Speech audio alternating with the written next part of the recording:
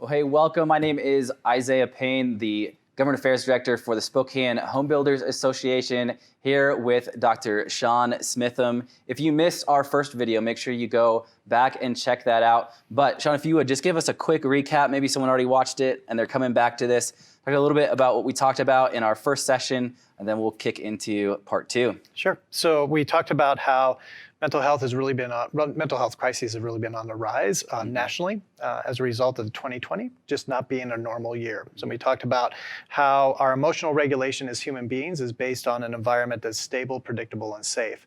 And as those environments start to get less stable, less predictable, and less safe, we have very predictable challenges when it comes to emotional regulation, including depression and so on. And then we talked about how holidays just add to that. So holidays are another layer of stress, if you will. Right. And then we talked about how the two combined, disrupting our schedules, disrupting our usual routines, can really throw us into a tailspin where we might be experiencing more depression, including suicidal thoughts. Right. One of the quickest ways for us to start to feel or start to stabilize is, again, if we focus on those things we have control over. So if we focus on our sleep schedules, if we focus on our eating patterns, our meal schedules, and we focus on just staying active in some way.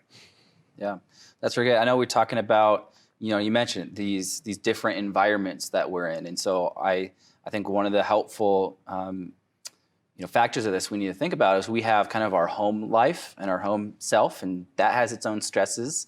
And then there's the work environment, that outside the home environment. And then also kind of this third place, and whatever that is, maybe that's a gym, maybe that's a hobby, whatever that is. And depending on where we are, there's different stresses. We might even feel like we act differently, right? Yeah. So how do you think about that construct, those different places, and how that affects how we think about our mental health? Yeah, so that's a really great point. I think it happens a lot for all of us because we have different versions of ourselves that show up in these different places. Mm-hmm. So we have a work persona, we have a home persona, and then I like that term, a third place persona, because for some, a third place, like you said, is a hobby, or for some it's a club, or for some it's a volunteer opportunity.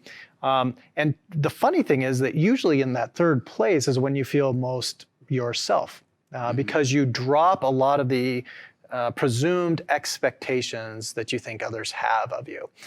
What happens at home and what happens at work a lot is not only are you dealing with the day-to-day demands, but you've got this template, this script of how you think you should show up or how you think others think you should show up.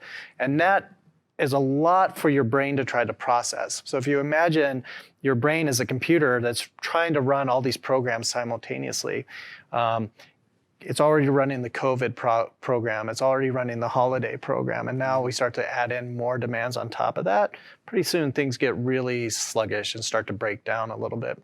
So I think separating it out into those environments, home, work, and then my third place, and starting to get curious, how is it that I show up in those different places, and why might that be?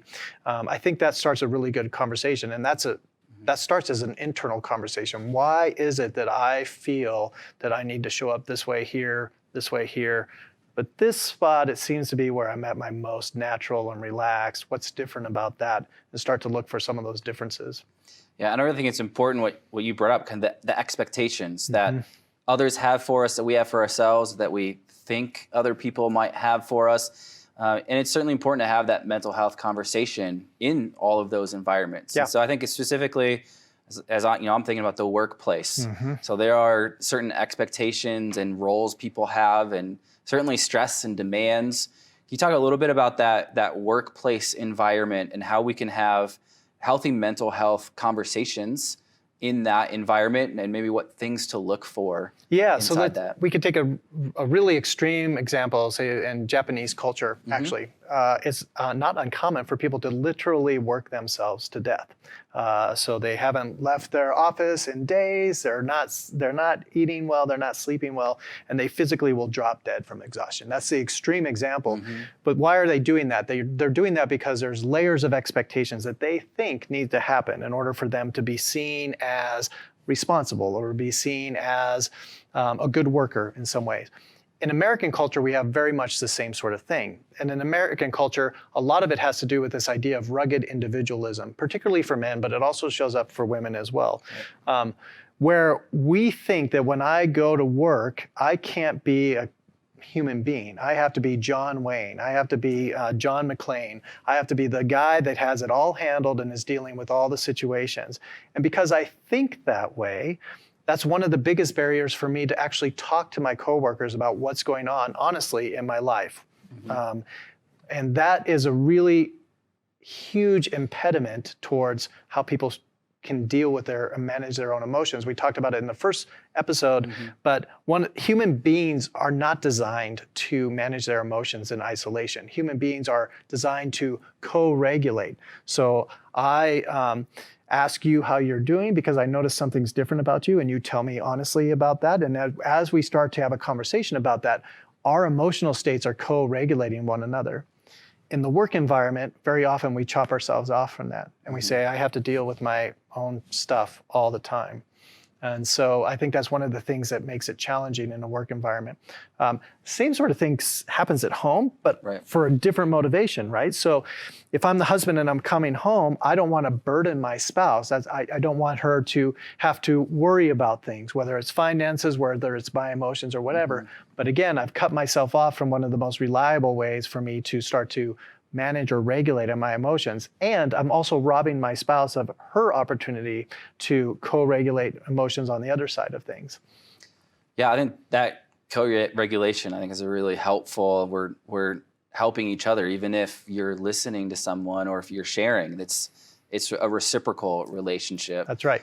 So what are maybe tips or strategies that we can employ at home or maybe especially in the workplace, as an employee, maybe with our peers? What are some maybe helpful suggestions you might have for someone in that situation? I think the biggest thing, whether we're talking about at home or the workplace, is just to model that it's okay to talk about feelings. So I feel, and start to expand that palette in those environments. So for men, there's a couple of culturally appropriate things we can say at the workplace. Sure. I'm pissed off or I'm stressed out. Usually is the limit to how men communicate in the workplace.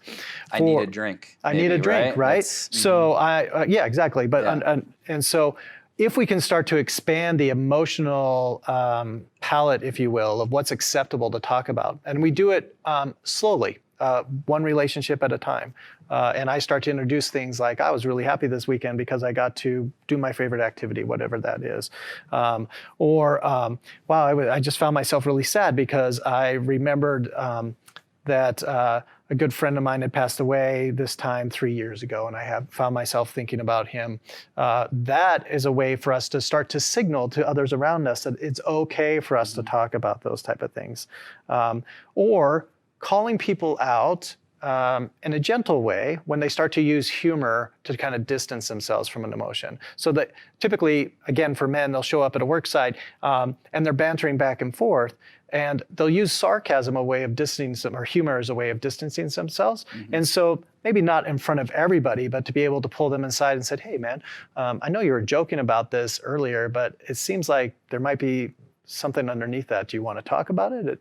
Just the act of recognizing it is often enough to start to change that culture or open that door a little bit. The same is, we can do the same at home. And if you have children, you do this naturally with children. Right. It's just that we have to then give ourselves permission to do the same sorts of things in our adult relationships.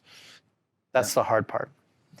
Yeah, I mean, I have 3 young kids. And so for me, when one of my kids is upset or even if they're hurt, hey, how do you feel? And help them articulate that feeling. And then, okay, let's help you figure out why do you feel that way, right? Yeah. And so kind of normalizing that. And I think that's probably good. I think we talk about coping mechanisms or strategies with this negative connotation where it's substances.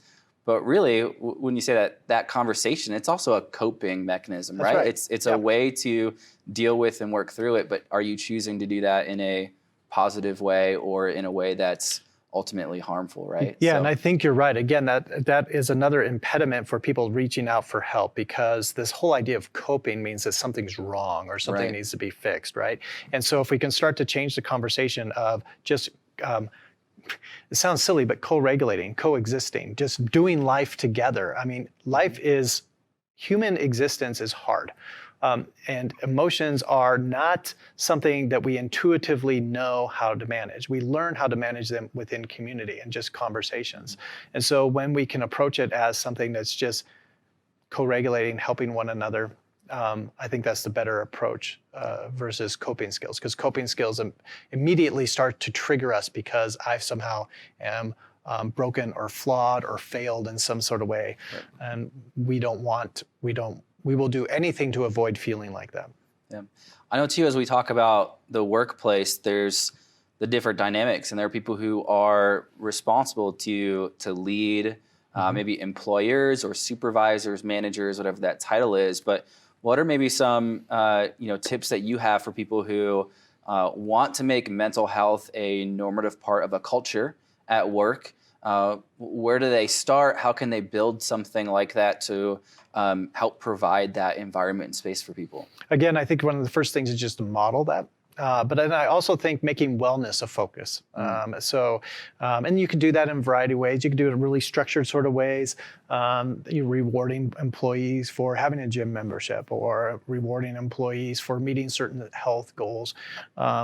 But doing something that allows them to see, like, I'm invested in you as a human being and I want you to be healthy. And so how can we do that? Even something like, if you're going to have potlucks at the work site or have food brought into the work site, just being able to model, like, here's some healthy choices for you. So I think that goes a long way towards changing that kind of culture. Can't think of anything else.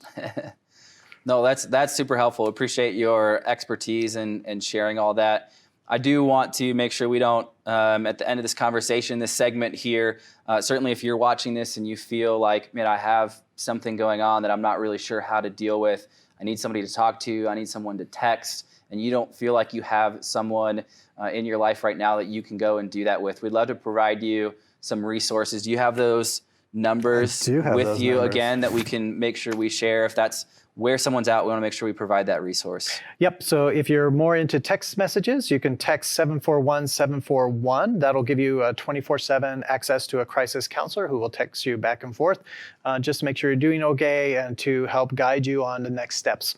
A national hotline for suicide prevention is 1-800-273-8255. And the regional first call for help number here in Spokane region is 877-266-1818. If you cannot remember any of those numbers, it's always okay for you to call 911. 911 operators will direct you towards the most appropriate resource. Yeah. Well, thanks again, Dr. Smitham. Appreciate you sharing your expertise with us. Thanks for joining us. We have one more segment that we'll be having coming to you, so make sure you check that out. We'll see you then.